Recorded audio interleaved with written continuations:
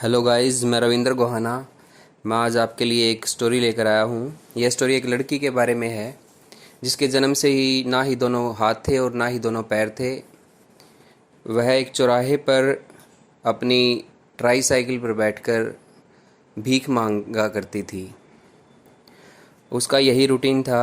वह सुबह से शाम तक वहाँ भीख मांगती थी और फिर एक अनाथ आश्रम में जाकर वह रहती थी। भीख के जितने भी पैसे आते थे वो पैसे वह अनाथ आश्रम में दे देती थी, जिसके बदले में उसको सुबह, दोपहर और शाम को खाना नसीब होता था।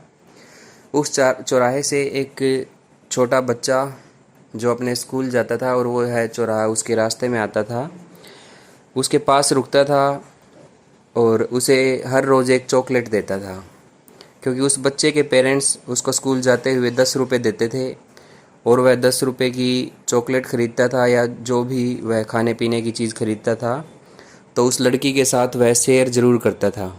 वह ज़्यादातर उसको चॉकलेट देता था, इसलिए उसने उसका नाम चॉकलेट बॉय रखा हुआ था। लड़की की एज 12-13 साल थी। ऐसे ही लड़के की एज भी 10-11 साल के करीब थी। वह साइकिल से हर रोज़ अपने स्कूल जाता था और उसका यह रूटीन था कि वह उस चौराहे पर रुकता था और उसको खाने पीने का सामान देता था। क्योंकि वह छोटा बच्चा था, उसको पैसे नहीं दे सकता था, इसीलिए वह उसकी मदद करने के लिए, उसको खुश करने के लिए खाने की चीज़ें ही देता था।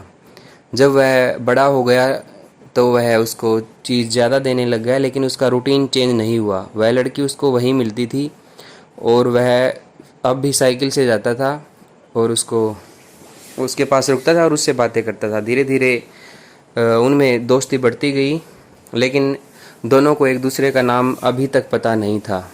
लड़का 10वीं क्लास में हो गया था, लेकिन लड़की का रूटीन वही था, क्योंकि वह अनाथ आश्रम में रहती थी और वह कोई कार्य तो कर नहीं सकती थी, क्योंकि उसके ना ही दोनों हाथ थे ना ही दोनों पैर थे। जब लड़का बड़ा हो गया तो उसने उस लड़की का नाम पूछा। उसने अपना नाम एलिस बताया और लड़के का नाम ईशु था।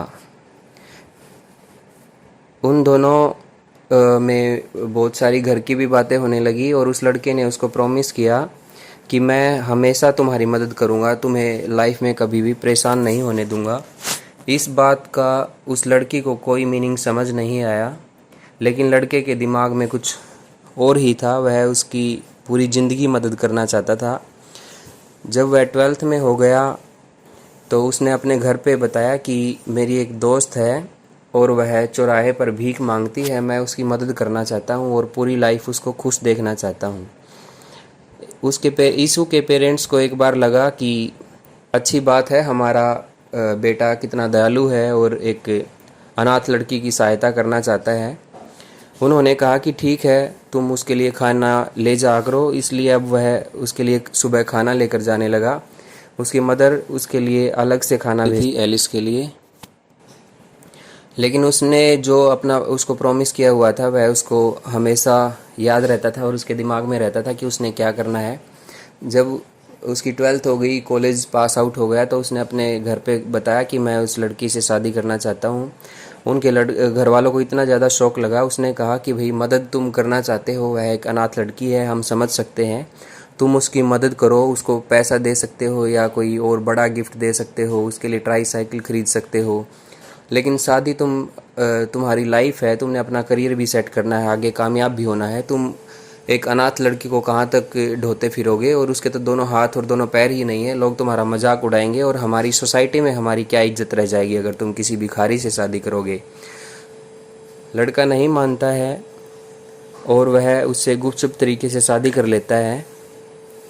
जब घर वालों को इस बात का पता चलता है, सोसाइटी में उनकी इंसल्ट होती है, तो वो उसे बेदखल कर देते हैं। अपने लड़के ईशु को उसके पेरेंट्स बेदखल कर देते हैं। वह लड़का एक अलग किराए के मकान में रहने लग जाता है और वह पूरा दिन उसकी केयर करता है, क्योंकि उसे पता है उसकी पत्नी चल फिर नहीं सकती है। इसीलिए वह खुद ही खाना बनाता है और अपनी तैयारी करता है।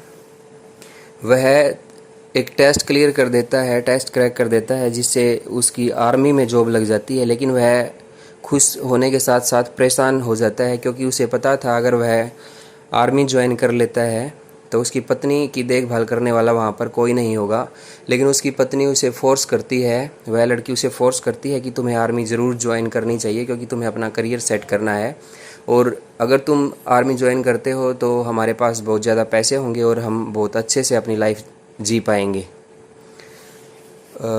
उसके बाद वो कहता है कि हम एक बच्चा गोद लेंगे, जिससे कि तुम्हारा दिन भी अच्छे से गुजर जाया करेगा और तुम्हारी देखभाल भी वह कर सकेगा। लेकिन वह बच्चा गोद लेने की बजाय खुद का बच्चा होने के लिए जिद करती है। उसके बाद आखिरकार यीशु को मानना पड़ता है और वह आर्मी ज्वाइन कर लेता है।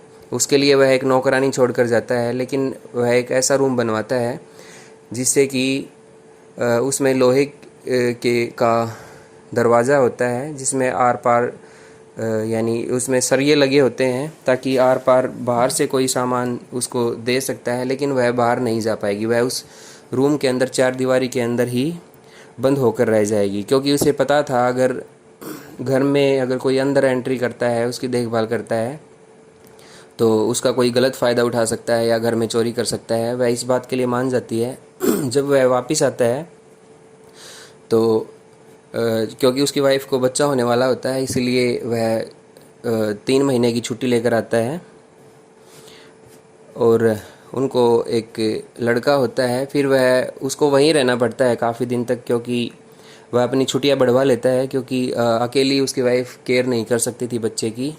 उसके बाद बच्चा 1-2 महीने का हो जाता है, तो फिर उसको दोबारा आर्मी अपनी ड्यूटी ज्वाइन करने के लिए वापस जाना पड़ता है।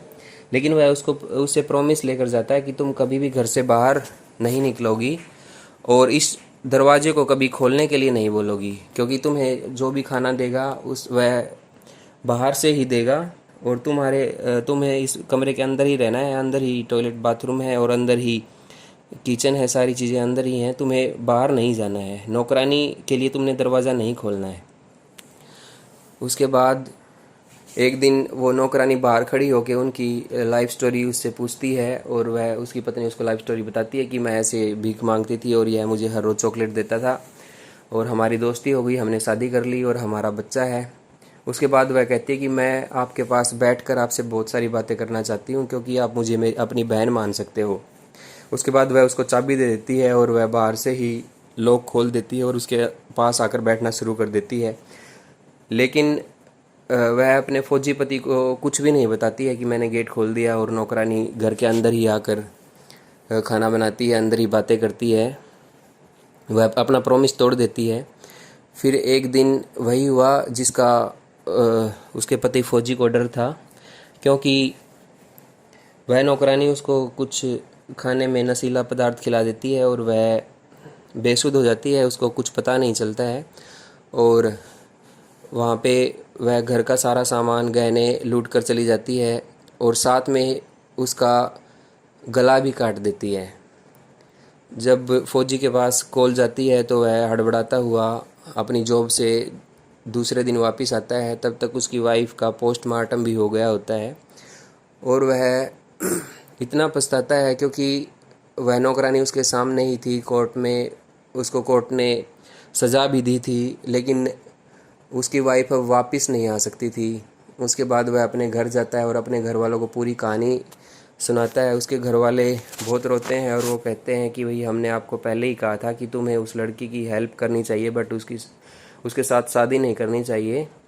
फिर वो अपने बेटे को दोबारा से अपना लेते हैं, लेकिन वह दोबारा शादी करने से मना कर देता है और उसकी लाइफ इसी तरह से चलती रहती है। वह अपने बच्चे को अपने माँ बाप के पास छोड़ देता है और फिर अपनी आर्मी दोबारा से ज्वाइन कर लेता है और अपनी जो उसकी लाइफ स्टोरी थी वो अपनी वाइफ के सहारे ही अपनी लाइफ ऐसे ही बिता देता है।